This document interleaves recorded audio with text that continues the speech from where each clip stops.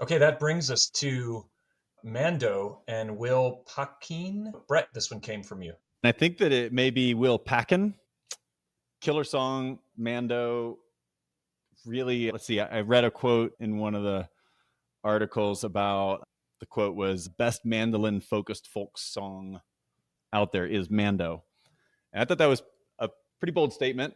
Now, the song is called Mando, which may be mandolin. So maybe that was intentional, but also like Iron and Wine, going like, that's a really bold statement. And Will Paquin was pretty under the scene. A bunch of the articles that I read talked about the way that this band, I forgot the name of the band, but some guy was at South by Southwest and was naming, he was reflecting, or not, might have been Lollapalooza.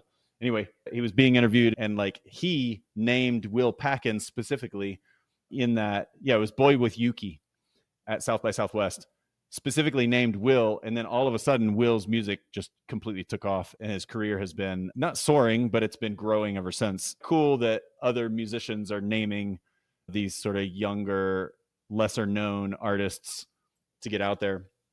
Will just actually dropped another album this year after this one. And so I'm excited to go check that one out. It's called Infinite Jest. I listened to a little bit of it yesterday. It was in October that one dropped. So he's pumping out some music. The music video, this is the only of the 5 that I had that actually had a music video, like a traditional music video. And it's a weird ass music video. I don't know what else to say about it.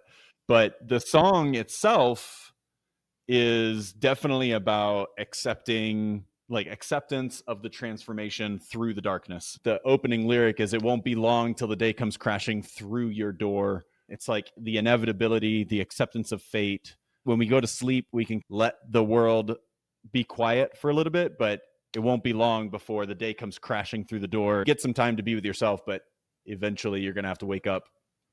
And then the other lyric that captures my attention is, "It's a dark room. Go to sleep, and in the morning you will find me." Again, this sort of metaphor for the peace in the darkness and then the inevitable waking to the reality as it is. And I wonder about the paradox that may be there, that each day we wake up and we can start fresh. It could be a new reality. And yes, the day is coming and the sun will rise, but can we pick how we interact with it? So I twist it up into this like hopeful message, but I think the music is awesome. I love the mandolin. And then when the drum comes in and it's like the song's at full tilt, that's definitely one that I crank all the way up. And I think I don't say that much about many mandolin based songs. Mm-hmm. So that's pretty fun. Real curious how you guys took it. What stands out for you? The instrumentation definitely did for me as well.